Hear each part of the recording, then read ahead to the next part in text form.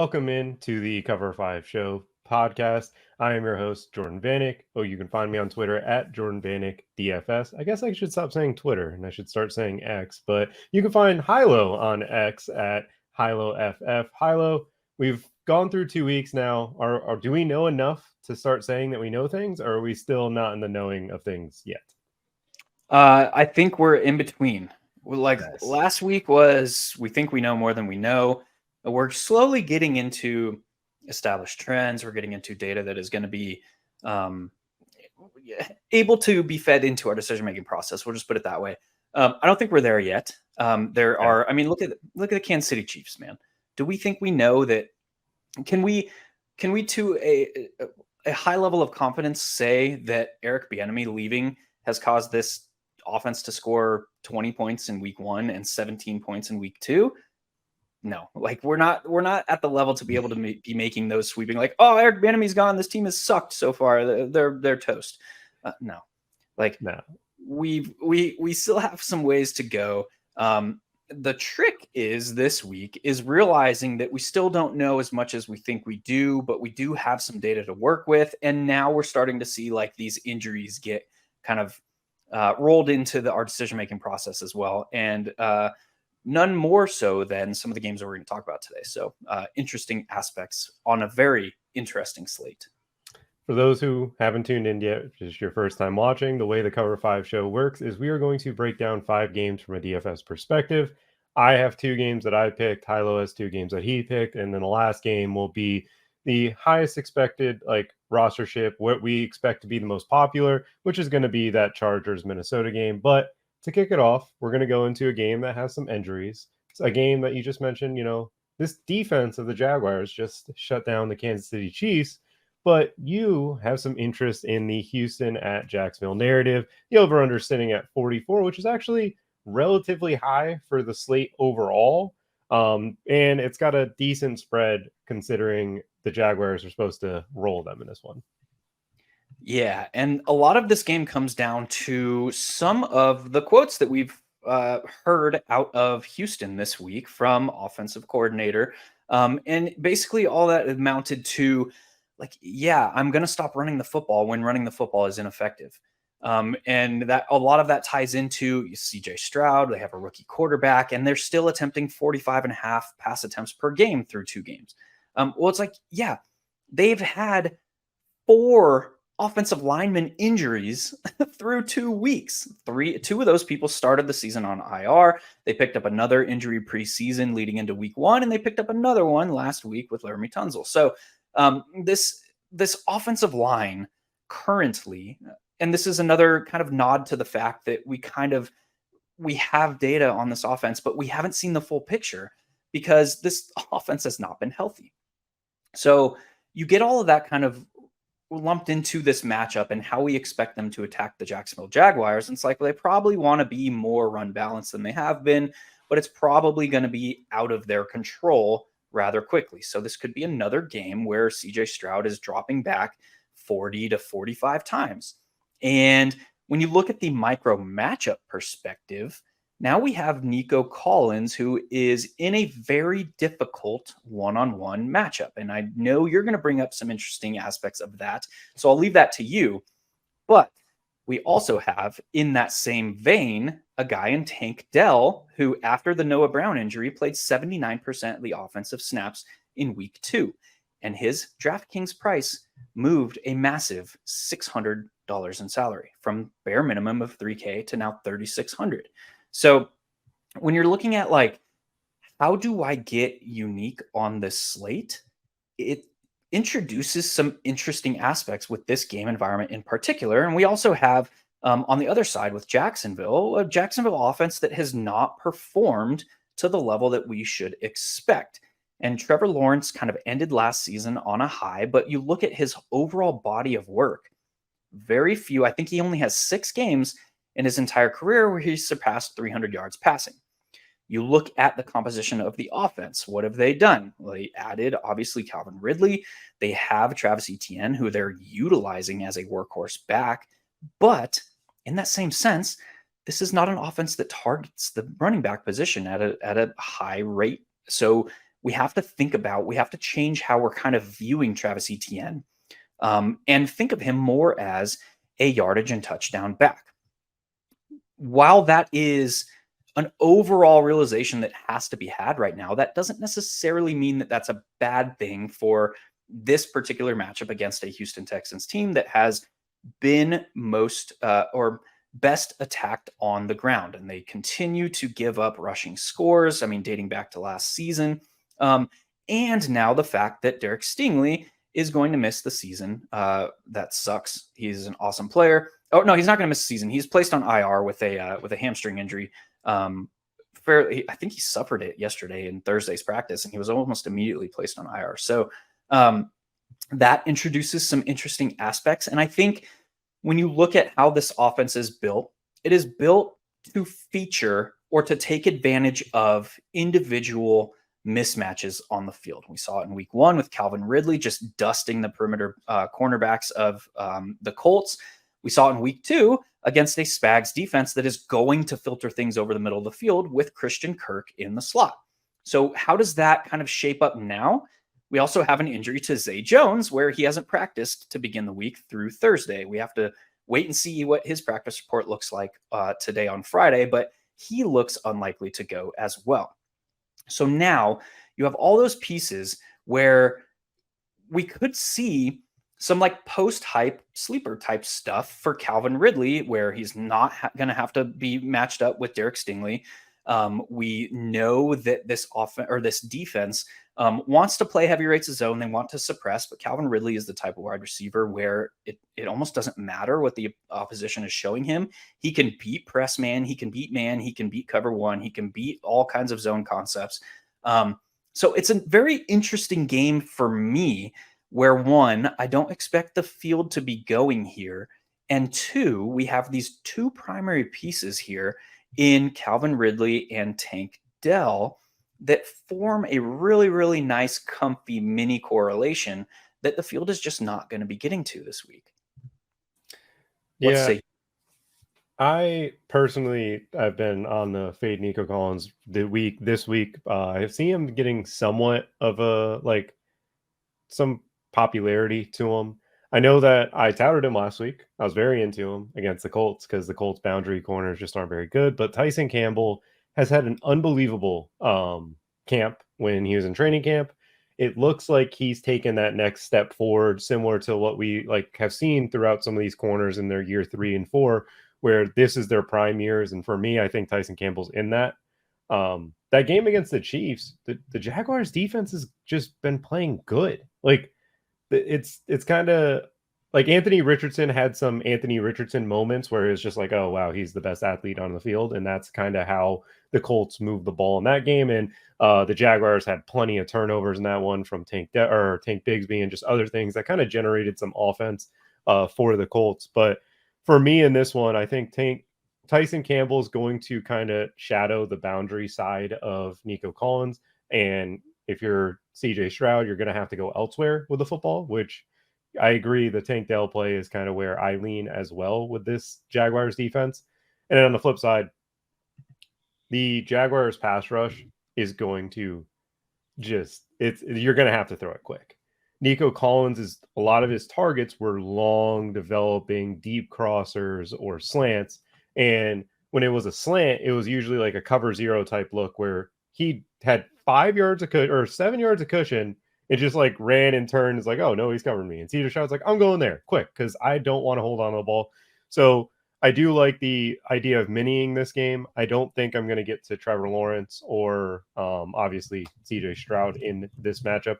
CJ Stroud would be a solid volume play, but I didn't get to it when you get to your next game. But there's a quarterback that's in his same price range that I actually like a little bit more because I think the game environment helps him in this particular matchup. But how do you feel about the quarterbacks? Yeah, real quick, a couple of more notes on this. When we look at offensive coordinator Bobby Slowick, who is he? Where does he come from? He's of the Shanahan, Gary Kubiak tree. So when you look at the fact that Nico Collins and Tank Dell are two of the top 10 wide receivers in separation at target this season, that should not be surprising because he is running this like honestly, it's a very, very elite level type of intricate offense. He Yeah. has layered route concepts. He is building these route trees and layering them in ways where it provides the ball in his wide receiver's hands in space. And when you talk about a guy like Nico Collins or a guy like Tank Dell, we know that they have upside with the ball in their hands as well. So that kind of goes into, yes, like the Jaguars are extremely fast on defense. They run a heavy zone concepts, but we should expect that Slowick is designing an offense to exploit those zone concepts. Yes, we should expect the yak potential to be rather muted because of the speed. They're able to close down gaps fast in that zone concepts.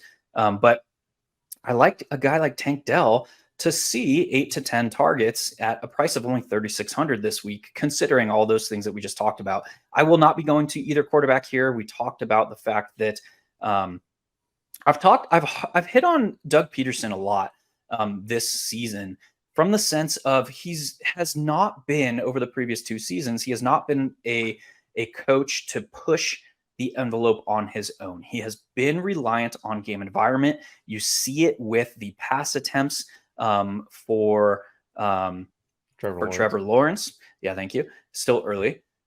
You see it for the pass attempts from Trevor Lawrence. And if that is the case, there's really no need, because Trevor Lawrence is priced up for his ceiling. He is not priced up for his median. He is overpriced for his median outcome in this spot. So yeah, I don't see a need to go to any of these quarterbacks when you have, well, we're not going to talk about him, but I'm going to talk about him real quick. When you have a guy like Patrick Mahomes, when you have a guy like Dak Prescott, who are in the late set of games that are likely to go extremely under rostered in this spot because they're expected to be in blowouts, yada, yada, yada. And you have a game like the one we're going to talk about last in the Chargers and the Vikings that is the top game total of the entire season up to this point. So there's no need to go here when it involves so much guesswork and it involves so much tied to the game environment. But I wanted to highlight those 2 specific pieces in Calvin Ridley and Tank Dell as pieces I expect to go largely overlooked that carry that like 8 to 12 target upside in this spot. I like that a lot. And you talked about the guessing game and not wanting to guess in certain situations, which brings me to my next game. Denver Broncos are traveling to Miami to face the Dolphins. The over-under in this one's 48. Dolphins are pretty big favorites. Fun little note about it. Pat Surtain Jr.'s father, he's a defensive backs coach of the Miami Dolphins. So McDaniel has some father insight into this matchup. But they've talked about the idea of Pat Surtain shadowing Tyreek Hill now that Jalen Waddle is most likely to be out. Good luck. You can try. I want them to try, because the one thing about Miami is now that Jalen Waddle's out, Tyreek Hill just gets the ball. He's going to get the ball plenty. He's going to get the ball early, and he's going to get the ball often. Vance Joseph is a guy that loves to blitz. Tua likes getting it out quick. When he's getting out quick, he's getting it to Tyreek Hill because Mike McDaniel's scheme just is going to get that open. The idea and the concept of like, oh, Jalen Waddle's out. Now that's done, Braxton Berrios and River Craycraft are going to get some work. Durham Smythe is another one. It's just a fallacy. My dog Durham, dude. I just don't want to get to that. Like, if I'm playing Tua, yes, I will gladly take one of these guys with Tua. Like Durham Smythe in particular would be my favorite out of the bunch. But if I'm not, I'm just taking Tyreek Hill, I'm plugging him in, and I'm mini stacking him with Javonte Williams. We see that Denver, they have 3 wide receivers that they could play if they chose to just give Marvin Mims some run, but I don't think that's the case. I think they're going to go 2 tight ends, and I think Sean Payton's looking at this game like, hey, Vic, you're going to stop me from throwing the ball. I'm going to run the ball. And I know in Monday night's game, the Patriots had trouble against Miami, but the Patriots' offensive line had a lot of new pieces to it. And quite frankly, Christian Wilkins and Zach Zealer were dominant against it. The Broncos, with 2 weeks of continuity in a new scheme, and Javonte Williams, I know he hasn't played a ton, and I know he hasn't been as explosive as you would like him to be, This game, I think it bodes well for him. I think that at his price tag, he's getting enough work already. And just in general, they don't want Russell Wilson throwing against too high coverages. Those are usually where bad things happen for Russell Wilson. Vic Fangio is going to let you run. He's going to encourage you to run. And if the game does get out of hand, Javonte Williams is going to catch passes. That's Russell Wilson's MO, is checking it down to the running back. I think that's probably my favorite mini stack of the entire week with Javonte and Tyreek Hill. I think it's going to be a somewhat popular mini stack when you are playing either one of these players, but I don't see myself getting away from it at all. Tua's in play for me just because of the standpoint of he's not getting a lot of love. I think he can boom in this game. I think he can throw for 350, 400 yards. Obviously, it would just be Tyreek Hill going crazy as well. So I think I'm protected from a Tua blow-up game when I am playing Tyreek Hill, because that's the only path for him to have that type of game. Ilo, what do you think about this Denver-Miami matchup? Real quick, just popped 3-4 minutes ago. NFL Network's Cameron Wolf reports that Jalen Waddle is present at practice with a red no contact jersey. So he has not been ruled out yet. And that also indicates that he's progressed into the later stages of the concussion protocol. So there is a possibility that Jalen Waddle does play here, which could shake some things up as well. And the last thing I'll mention as far as this game goes is it's a common theme for early season games in Miami to have additional paths to failure. We saw this last season. I forget who Miami was playing. Week 1, they played New England, and then week 2, they played the Bills.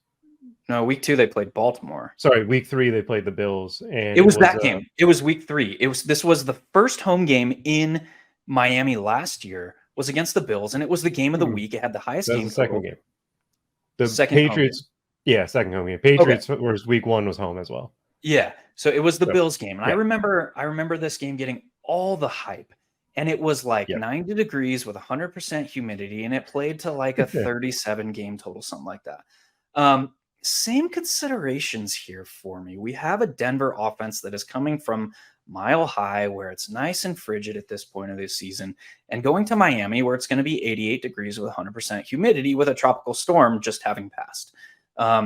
So there are additional paths to this game failing than I think the field is going to see. And it has a lot to do with Miami in September, which is still hot and humid. NFL players, they're coming off of camp where they're playing in the heat and they're practicing in the heat, but we're kind of in this, like, NFL players are used to playing in the cold more so than playing in 90 degrees with it feels like temperature of 100 degrees because it's 100% humidity in Miami. So that's a consideration for me. I think in that Bills game last year, there were like 6 players that left the contest with cramps. Same kind of setup for me this week. I don't know if I'm going to be matching the field's interest in Tyreek Hill in this spot. I don't know that I'm going to, because people see Justin Jefferson and they see Tyreek Hill without Jalen Waddle. And it's like, I have to play these players. Justin Jefferson in the highest game total of the week. They're like, I have to fit these players in. And I'm more thinking like, what are the paths that these players could fail? What do those look like? How do I leverage those on a slate like this, where it shapes up, where it's very clear that Justin Jefferson and Tyreek Hill are going to be on 80 to 90% of the rosters in play this week. It's just how the salary shapes up. So that's my perspective of this spot. I will say, as a Florida man who can sit out there and play pickleball in the dead heat for 2 hours, man, I can hang with that. In your wheelchair, you will. I will say my counter to you with the Bills game of last year, because I remember the whole aspect of it. 1, Tua was concussed. Quotation marks there. But he was backstingered. Yeah, backstinger. The Bills did get heat cramps and lost a lot of offensive players. They had the ball for 41 minutes in that game because Miami could not get off the field. Josh Allen attempted. This isn't dropbacks. I don't know how many scrambles he had in that game yet. I'm just looking at it right now. 63 attempts in that game. He threw for 402. None of his receivers had over 100 yards because they couldn't, again, stay on the field. my thing with that in particular matchup was 1-2, they couldn't keep the ball rolling on offense. I think they converted like 2 third downs at all. I think out of all their drives, they went 3 and out in the second half 4 times actually. They had the ball 4 times in the second half, and they went 3 and out 3 of them. So I think that just from a long story about that one in particular, I know how hot it gets in Miami. I know I live in Florida. I'm 25 minutes away from the stadium. I still think Javante's fine. I still think Tyreek Hill is going to be. I do agree with you that he's going to get overplayed because it's like, how do I fit him in? Because Jalen Waddle's out. The Jalen Waddle news to me makes it even like more of a thing that I want to get to. I think I'm just playing Tyreek Hill in this matchup because of Vance Joseph's blitz rates, Tua, how he gets out the ball quick, and it's a track meet with Tyreek Hill, and he's just it's just so easy for McDaniel to get him the ball. The Bills last year in that particular matchup played a lot of too high, and Tre'Davious White was just kind of pressing Tyreek Hill. This is a different offense. This is their offensive line has been unbelievable this year. But let's move forward to our next little game here. One that's in the dome, air conditioning, very nice. Atlanta takes on the Detroit Lions. The Lions are 3-point underdogs. The over/under is 46.5. I'll say this before you get started. I grossly explored Desmond Ridder just a bit this morning for a quarterback at the 5K price. That I'll say it. It's going to hurt to say it out loud. I think I might play him. I don't know, but Hilo, I've been there. I've been there, man, and I'm forming a support group for Desmond Ridder players that roster him. I've been there, dude. I've actually had some offline conversations with members of the 1 week season community who reached out this week and said, talk me off a ledge, dude. I am looking at Desmond Ridder as a potential play this week. So those thoughts have been had. But for me, my interest in this game primarily stems around both running backs. And when I say both running backs, it's like both the rookie running backs in their third NFL game. We have Bijan Robinson, who started the NFL season with 63% of the offensive snaps, bumped up to 72% in week 2. We have Jahmyr Gibbs, who is I've done a lot of conjecture and speculation on this Jahmyr Gibbs situation this week. And what kind of the conclusion that I made is it makes sense. And I haven't seen anybody else talking about this week outside of myself. It makes sense that Craig Reynolds saw snaps in week 2 when DMO went out. If you put yourself in Dan Campbell's shoes and you've already made it known to everyone and their grandmother that you are going to be bringing Jahmyr Gibbs along slowly, you're going to give him time to acclimate. Now you're in week 2, you lose your 1A, and you're left with Jahmyr Gibbs and Craig Reynolds. What do? You're like, come here, Jahmyr. I know we haven't practiced this at all. I know, but you're a football player. Just go out there and do that football stuff. And then we're going to run you between the tackles 12, 15 times. No, like you haven't practiced that. You're not going to throw a rookie running back into the fray when you get an injury to a guy that you had expected to take on that primary between the tackles role. Now, with a week's worth of preparation, under the umbrella of we're going to bring this guy along slowly, after his snap rate has gone from 27% in week 1 to 48% in week 2, I think this is prime territory for that snap rate to again increase to 65% of the offensive snaps. This is a guy on 48% snap rate, saw 9 targets last week. So, and also on the flip side of that, Bijan Robinson is seeing extreme rates of pass game usage on an offense that doesn't throw the ball. I mean, he has like a 30% team target market share through 2 weeks. So both of those backs are game environment agnostic, we'll call it. So they can perform in whatever the game environment is thrown their way.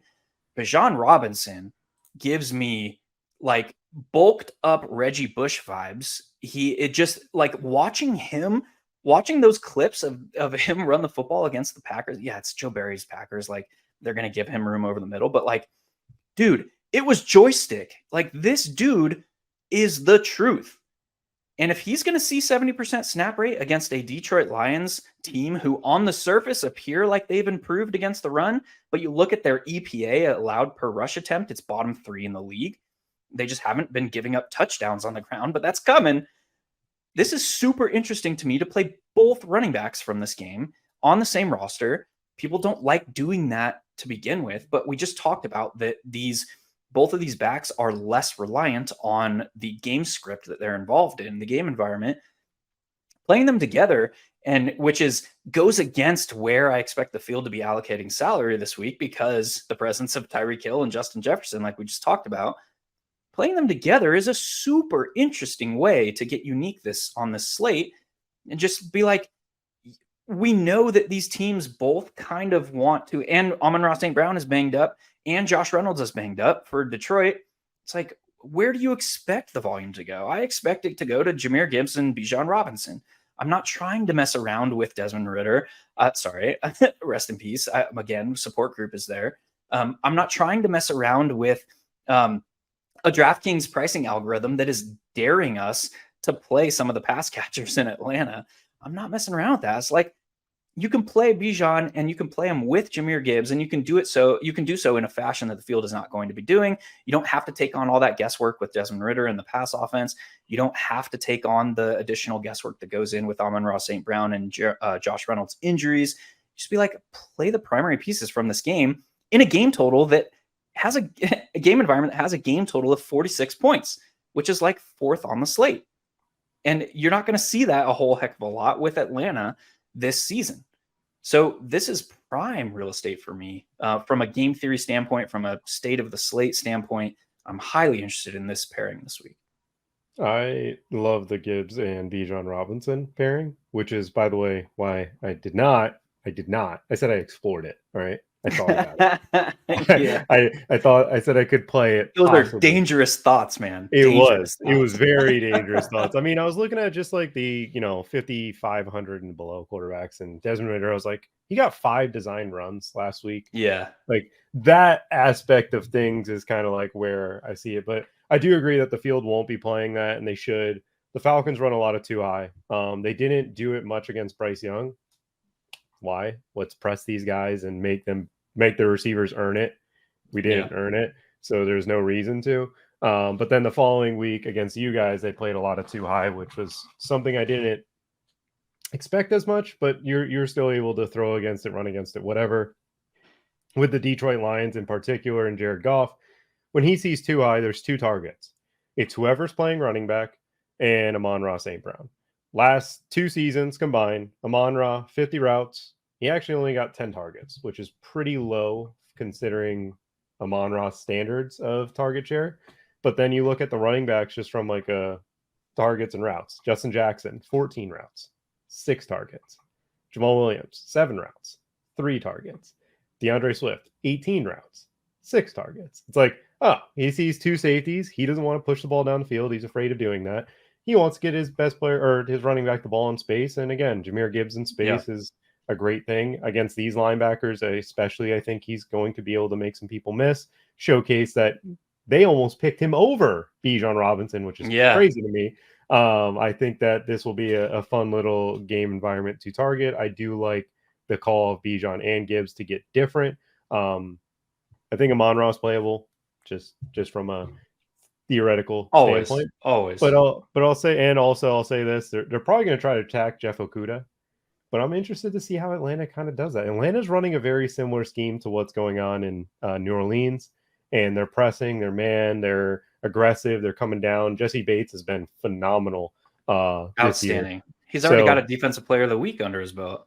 Yeah, because Bryce Young, he was his favorite receiver for Bryce Young week 1. As I say that, where I'm wearing a Carolina Panther shirt, just so everybody's aware I'm a Panthers fan. But speaking of the Carolina Panthers, that's the next game I want to talk about. Carolina versus Seattle. Seattle's 5.5 point favorites. The under is 42.5, not a very strong one.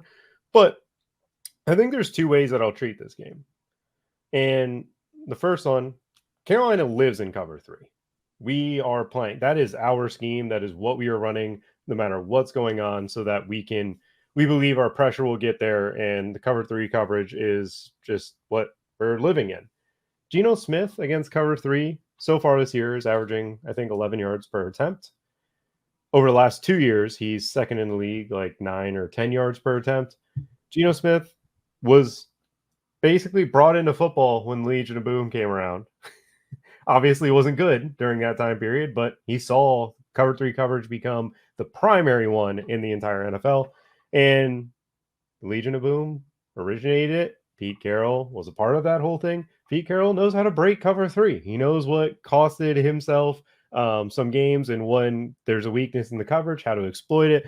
So for me, I think a double stack with Geno and going Metcalf and Lockett is very viable in this game without JC Horn. I know that the Panthers were able to get after Derek Carr, which was something that limited Derek Carr in that game. I know Geno Smith is not someone that you want to get pressured and someone that does well with pressure. However, I think this is a spot with Seattle, and the way that they adjusted against the Detroit Lions was getting some two tight ends in there, having those guys help out in the blocking game, being able to protect their quarterback for long enough so that DK and Lockett can find the open space and find the open man. Obviously, you had Kenneth Walker steal some goal line touchdowns that me and Hilo were not so happy about this past weekend. But overall, I think that that's one way that I will be treating this game. And if I am not playing this game, I'm looking at the Panthers defense for cheap. I see that defense, and I see that, again, if Geno Smith's going to fail, it's going to be because of our pass rush getting to him. Brian Burns has been playing unbelievable football. We've got pressure on both the quarterbacks we played with Desmond Ridder and Derek Carr. So it's kind of like a catch-22. It's like, if I want to play this game, I'm going to double Geno. And if I'm not in this game, I'm going to be playing the Carolina Panthers defense. I don't think you need to do a mini stack correlation with Miles Sanders. Seattle's run defense seems to be pretty real from that point of view. I think their way to attack them is just these short intermediate crossing route type concepts. So Adam Thielen at 3,900 is somewhat of a play. Not exactly loving that Andy Dalton's starting, but Andy Dalton's not like the worst case scenario. It's not like we have the Jets where the Jets wish they had Andy Dalton. Too soon, dude. Too soon. I mean, I'm just saying that, like, daggers, man. The biggest thing right now is the Panthers aren't separating.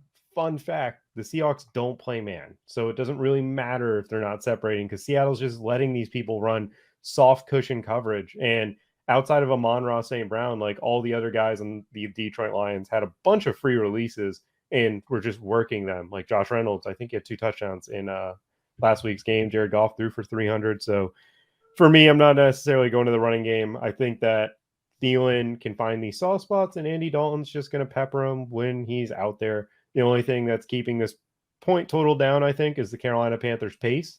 We're extremely slow. Seattle's trying to play fast, but we are extremely slow. So this is one where we could still be very slow with Andy Dalton under center. Do you have any interest in this game, or is this one of the 4 p.m. games that you're just not?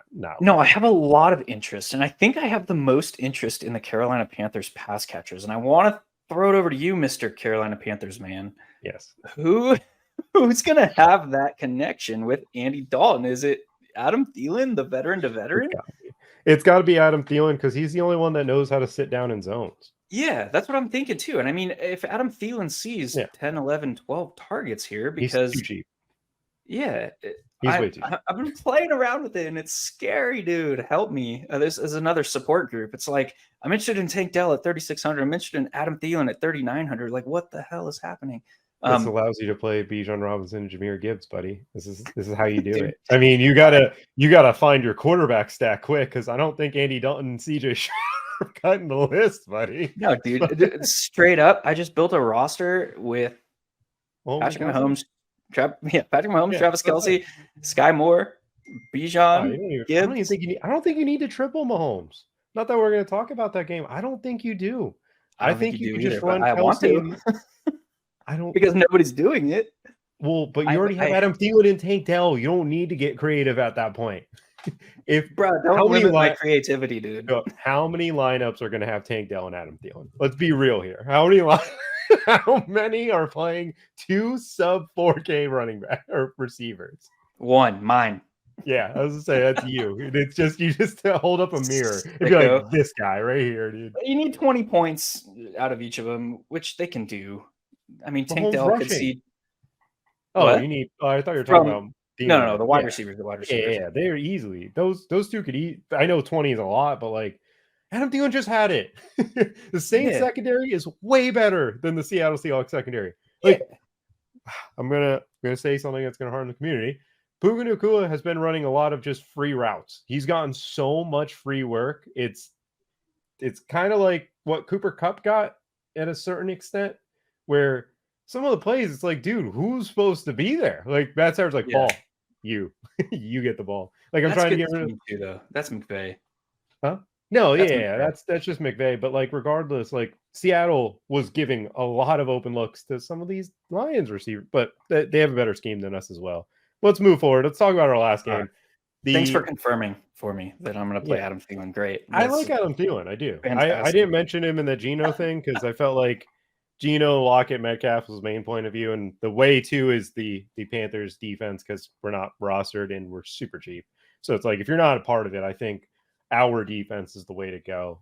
Even though we have Andy Dalton starting, don't need to go that way. The Chargers are taking on the Vikings. The Vikings are 1-point favorites now. 56 point over under. Hilo, I'm going to kick it to you. How are you playing this one? I think there's a lot of interesting aspects with this game. Yep. The field is, I honestly don't know how the field is going to react to Joshua Kelly. After being shut down against the Titans, but you just play this man, right? You just play this man. Well, no, it depends on Flores, man. I don't know No, if dude. Flores just if he does what he did He's against the blitzed Eagles. half of his snaps this year. Half of No, them. yeah, but I'm saying if he does what he did against the Eagles, where he's taking sub 230-pound guys and putting them at the ends, then yeah, no, they're just gonna hand the ball to Josh Kelly. But like, if my thought process is against Philly, that makes sense. You don't want AJ Brown and Devontae Smith to kill you deep. Why not just be lighter in the box and make it so they have to throw short? If you're telling Justin Herbert to throw short, he could just nickel and dime you up the field. But if you're telling him, like, I think if I'm Flores, I'm getting away from my too high shell and going single high in this game and saying, Herbert, throw it deep. I dare you. Like Keenan and Mike Williams, I know Mike Williams has done it deep. He's never Yeah. done it with separation. Keenan Allen's done it deep this year. He doesn't do it because of his speed. He does it because of his route running. So I could see Flores loading the box in this one and like coming after him and not letting Josh Kelly, just like DeAndre Swift, not get hit until 5 yards down the field. I don't know. That's just Brian Flores is driving me nuts right now because if he goes the Steelers scheme, Josh Kelly's going to run for 150. If he goes to the Miami Dolphins way of life back in the day, he's not doing anything, but Keenan Allen and Mike Williams might have 100 yards each. That's exactly why I'm so intrigued with finding out where the rostership numbers are going to end up on this offense. If the field is like, oh man, Josh Kelly burned me. It was like, yeah, it was against Tennessee. We told you not to play him. True. And now it's like if he's coming in below 10%, I'm just playing Josh Kelly on every freaking roster because I'm just leveraging that uncertainty. As far as everything that you just laid out, as far as what we expect Flores to do here. I think that Mike Williams and Keenan Allen are a very interesting discussion because this pass offense runs so heavily through Keenan Allen, Mike Williams, and Austin Eckler. You remove Austin Eckler from that equation, Joshua Kelly is not the same level of pass catcher. He's not going to garner the same amount of targets as Austin Eckler. So that further funnels the offensive production through the air through Keenan Allen and Mike Williams because Quentin Johnston is not playing the snaps. Josh Palmer is not him. It's just this like extremely like extreme funnel of targets expected if Austin Eckler misses, which it currently looks like he's going to. So Mike Williams at like 50, what does he price at? 5,500, something like that.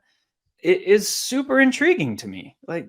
And it's also interesting to dissect how those guys are being utilized this year. It's like Keenan Allen is playing the CeeDee Lamb role in this Kellen Moore offense. So that includes 35% of the snaps out wide. So that has moved Mike Williams. 30 to 35% of his snaps are coming from the slot, which is something that he mismatches on safeties and on linebackers extremely well. It's that same why you play tight ends in the slot, because they're too big for linebackers and they're too fast for linebackers and they're too big for safeties to cover. It's that same thing with Mike Williams this season. And that's also going to give him some level of stability where he's not just this downfield threat. You look at the ADOTs of those two players. Keenan Allen is sitting in the 11s in average depth of target, and Mike Williams is sitting in the 8s. So that is kind of flipped backwards from what this team has typically run these players' roles. So yeah, a lot of interesting aspects from that side of the game. There's even more interesting things to talk about on the Minnesota side. It's like we've had a player in Alexander Mattison who, I'll preface this discussion with, don't freaking reach out to players in the NFL. It is a scumbag thing to do. Don't do it. But he's been receiving death threats. His wife has been getting into the mix on Twitter. His brother-in-law has been getting into the mix. It got so bad where he went to his coaching staff and was like, yo, I don't know what to do. This stuff is getting out of hand. One, don't reach out to NFL players. But two, there is an interesting angle to be thought of here. We know that the coaching staff, O'Connell has said, we need to get the run game going because it'll open up stuff through the air. There's all that stuff on a personal level with Alexander Mattison. Yes, he has been bottom 5 in the league in EPA. Per rush attempt, he has not been a good back. But if O'Connell wants to try and get this run game going, there's interesting aspects. They're not going to play Cam Akers a whole hell of a lot. He was just signed to the team or traded to the team on Wednesday. So this is another game of it's Alexander Mattison's backfield. What will he need to provide a GPP winning score at his salary? He's going to need 100 yards and he's going to need 2 touchdowns. Can that happen if they're trying to feature him or get this ground game going? Maybe. The other interesting aspect of this team is draw the parallels from Justin Jefferson's rookie season to Jordan Addison's rookie season. It's like Twilight Zone level. Justin Jefferson, the first 2 games of his rookie season, a guy by the name of Olabisi Johnson was playing over him in 2 wide sets. Now, fast forward to Jordan Addison's rookie season. We have, what the hell's his name? Jesus Christ. KJ Osborne. KJ Osborne, thank you. From the top rope. KJ Osborne is playing over Jordan Addison in 2 wide sets. Go to playerprofiler.com and look at the comp. The best comp available for J.K. Osborne is Olabisi Johnson, which is hilarious to me. They're the same freaking player. They're veteran presence who knows the offense, is able to settle into zone, but they're not elite talents. Jordan Addison, in my opinion, was the most pro-ready wide receiver to come from this draft class. More so than JSN. I'll die on that hill. So Jordan Addison, and what really stuck out to me about Jordan Addison was his 62-yard touchdown reception from week 2. That was not a designed post route. That was a designed 6 route that he read as I'm in man coverage, and he extended upfield, which is insane to see from a rookie wide receiver in his second NFL game. And you see it when the snap plays out, you see the quarterback's eyes are onto the left side of the field the entire play until he scans right, sees Jordan Addison turning his route upfield, and he just lets it fly in man coverage, and Jordan Addison wins 62-yard touchdown. If that translates into an increased snap rate where Jordan Addison is now playing in 2 wide sets, wheels are going to be up. And I want to be there for the first game of that happening. It could be this week. I don't know. I don't know what's going to happen, but the parallels are just uncanny to Well, Justin Jefferson. yeah, the parallels are definitely uncanny. So Jordan Addison, from a collegiate profile perspective, he was running very, what's the word I want to say? He matches Calvin Ridley. He matches Stephon Diggs. He's a guy that in and out of breaks, you see that he doesn't lose speed. He's not straight line fast. That's not his MO.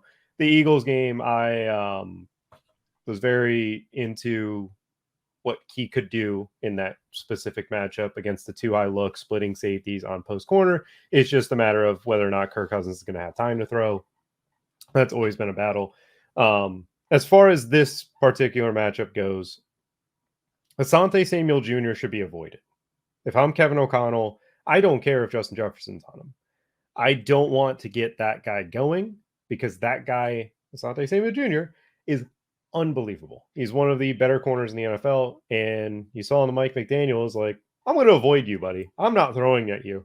JC Jackson and Michael Davis, those are two guys that you can get after.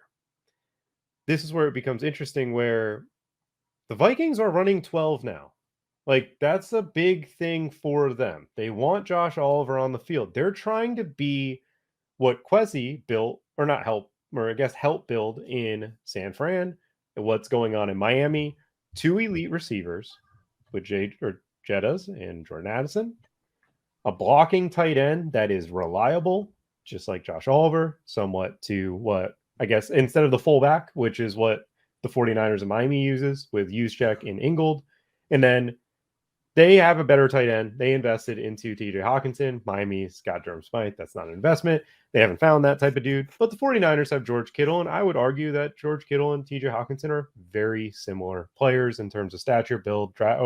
Hawkinson was a first-round pick. Iowa guy, loves to block, but also gets open down the field. This game against the Chargers is intriguing to me because Hawkinson's overpriced. People are terrified. I can't imagine people are playing him over Mark Andrews. I don't believe the field is going to see a 6,500 TJ Hawkinson and a 6K Mark Andrews and go that way.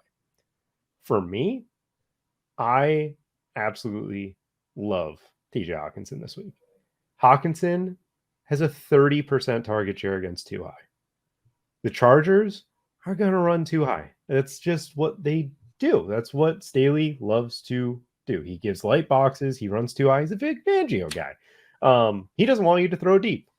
So if the field's playing Kirk Cousins over what he should be, if I play Kirk Cousins this week, I'm going to say this with a very tough way to do it. I think if I'm going to buy into a high rostered Kirk Cousins, I'm going to get TJ Hawkinson and Jordan Addison. I don't think I'm playing Jay Jettas. I think that's how I would differentiate myself if I play Kirk Cousins. I'm not likely to play Kirk Cousins. I don't think I want to play a quarterback that has to throw for 304 touchdowns as the chalk quarterback of the week.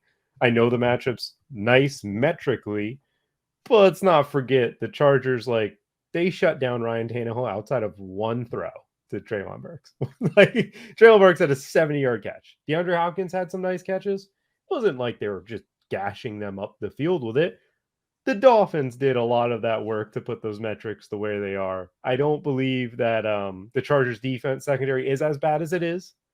I think Michael Davis and JC Jackson have to play better. They've gotten beat, and that's where the Vikings should attack. And if I'm Staley, I'm putting Asante Samuel on Jay Jettas. Like, that's just, you have to. If you put JC Jackson on it, you're just begging for them to throw it to him.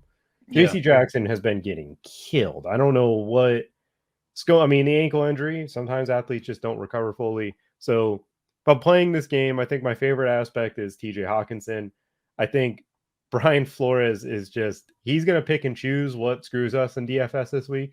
If he wants to play too high and just keep guys back, Josh Kelly's going to go crazy. If he actually wants to bring a safety down, then it opens up the door for the pass catchers to have bigger games. And obviously, we've seen Keenan Allen get this deeper role. So, like, if they're playing too high, I think Josh Kelly and Mike Williams would be like, if I go Kirk Cousins, I would go Josh Kelly and Mike Williams over Josh Kelly and Keenan. Like, if I want to just buy into the 50-point over under. I don't Yeah. know what else I have as of right now. I'll be talking more thoughts as we get closer through the Discord. If you haven't already, join the 33rd Team Discord. Me and Hilo throw some great stuff in there. It's a ton of props getting, victories left and right. As a Florida man, I wish I could take advantage of all the props, but to be determined how soon that happens. It looks like the Hard Rock Sportsbook app will be open within the next few weeks.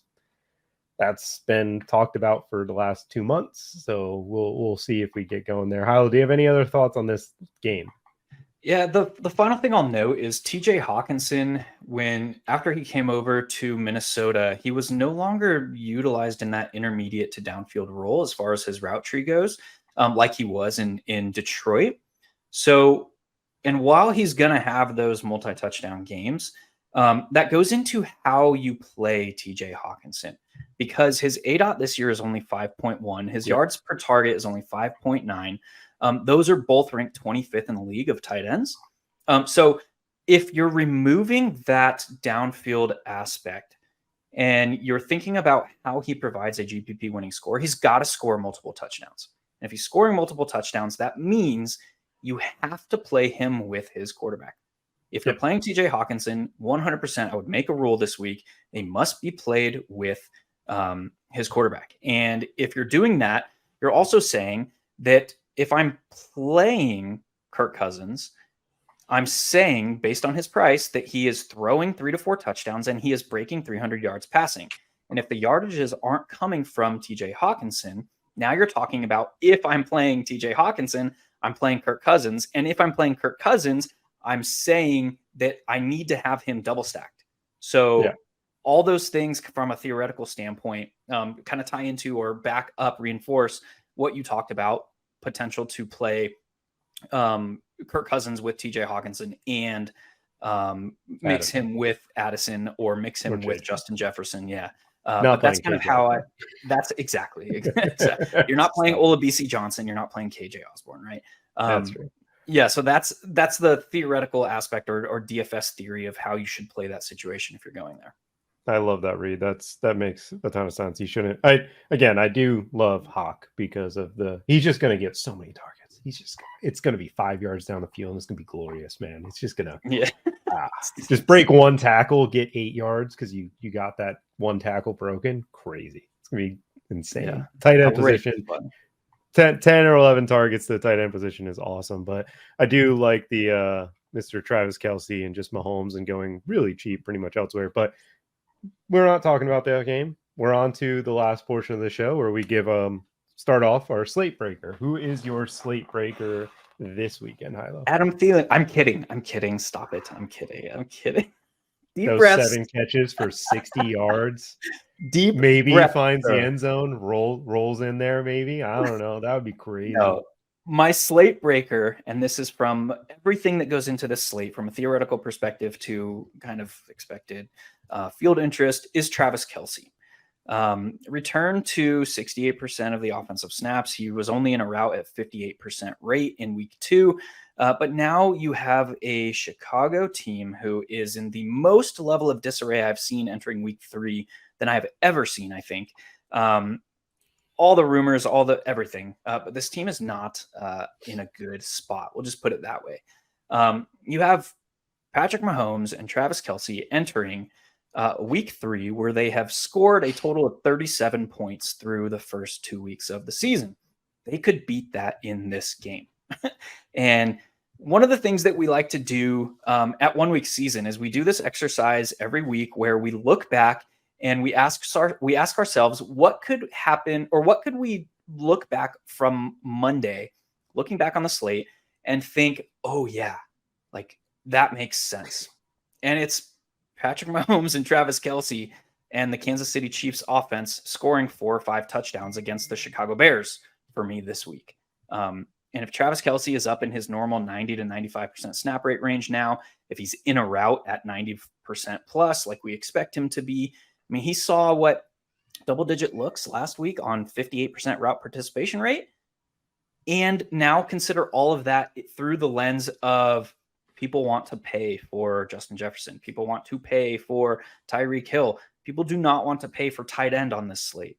So it offers a very, very interesting differentiation piece as well. I will say one thing.